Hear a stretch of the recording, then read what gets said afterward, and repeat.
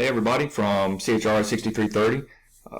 Glad you're checking out the video here. Our assignment was to go over Keck's book, chapters 7, 8, and 9, and kind of spend a little bit of time that Dr. Kluger wanted us to on the Nicene Chalcedonian understanding of the two natures of Christ and how that's addressed in chapter 9. Just real quick, chapter 7 over Christology, soteriology, and the praise of God in Romans. Spends a lot of time talking about Romans 15, 7 to 13, and kind of at the Christian intramural problem was how he kicks that off, talking about the weak and the strong throughout that. Not much to note there. He breaks it up into 5 different parts. The letter's purpose and integrity. He does validate Pauline authorship until proven otherwise. You had 4 types of materials in part 2. Part 3, the exhortation and its soteriological warrant, getting into what the natures of Christ feed to in terms of a salvific sense. He walks through chunks of passages, verses 8 to 9, verses 9 to 12, and then verse 13 at the end.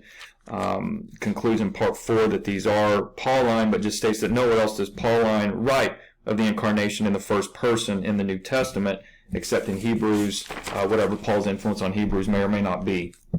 I like the little footnote on page 104, footnote 47, where Dr. Hayes just doesn't see this as a controversy. So he kind of builds out this whole thing in a chapter and comes to the end and finds a scholar of high standard that says, yeah, it's not really much of a controversy here.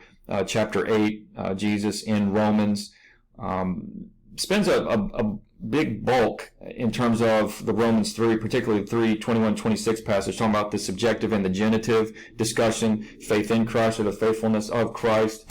For those of you that may have a Net Study Bible, I highly recommend it. If you don't have one, the study notes are awesome.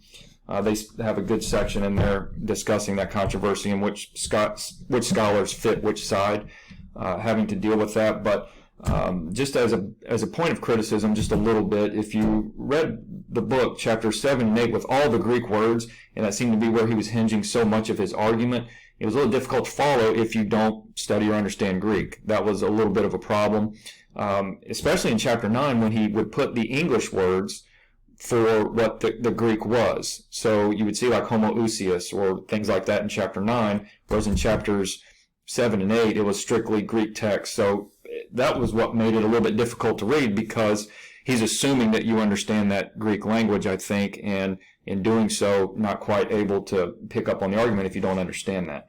Now, in chapter 9, the New Testament in Nicaea, so walks through part 1. I thought it was interesting on page 125 where he notices the silence between exegetes and theologians, and I think this is a big part of a lot of the controversy as well, is those two fields of study not interacting as well. Part 1, the formulation and its ambiguities, the difficulty in comparing the Christology of Nicaea and the New Testament. And his little remark on page 127, comparing New Testament and Nicaea, runs counter to the ethos of New Testament scholarship.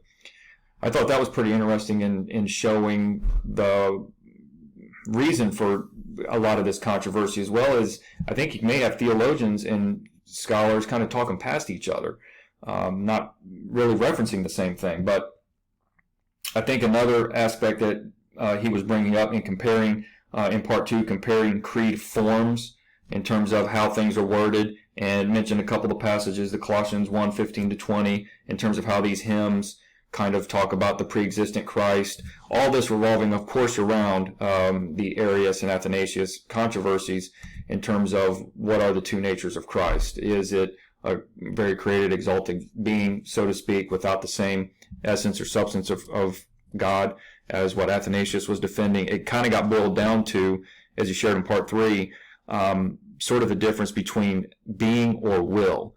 And I think what would have been a lot more helpful in this discussion is, instead of taking these two things, the New Testament manuscripts, which originally, depending on how you want to date them, 1st century, and then what happened in Nicaea in the 4th century, it really does help to show the trajectory of how the theological development got to this point. And the reason being is, it's one thing for historical criticism to try to get behind the text, so to speak, and get what influenced these writers to write. What are they pulling from? Is this Hellenistic Judaism philosophy? Is this Greek polytheism? Those kinds of things. When you see the succession of writing, just as a simple example from, say, John with Papias and Polycarp, and then from Polycarp on to Irenaeus, and then you're kind of starting to see a line of trajectory of thought.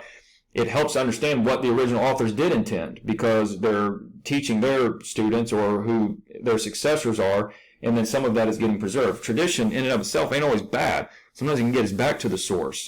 Doesn't mean it doesn't get distorted, doesn't mean that there aren't differences, but it can be a helpful tool in helping understand instead of trying to get rid of all of that and just try to jump to the text in and of itself. So I felt like that could have been helpful. And I think the way the Chalcedonian Confession, even though that's not really mentioned except just in passing in this chapter, talking about veritas Deo, veritas homo, truly God and truly man, just as an aside, it's why it's not entirely accurate to say fully God and fully man. That's a logical contradiction, but truly God and truly man, and without confusion, change, division, or separation in terms of the two natures. And I think that's really important to sort of maintain those. And it's easy to look at all the New Testament corpus between Hebrews, John, and Paul that Keck points out, and notice that this can be really, really difficult thing. You're about 2 sentences away when you start unpacking these texts from getting into heresy. I mean, quite frankly, like, it's really difficult to hold up. But concerning Chalcedon, I think one of the theologically amusing things in my mind is, combating Monophysite and Nestorian understandings of the two natures of Christ. It's funny to see the Reformed accuse Lutheran of being Monophysite and deifying the humanity, and then the Lutherans accuse the Reformed of being Nestorian by humanizing the divinity in that sense. So both of them want to claim the Chalcedonian and then accuse each other of the heresy that they were fighting. I just love stuff like that. So anyway, thank you guys for tuning in, and look forward to interacting with you.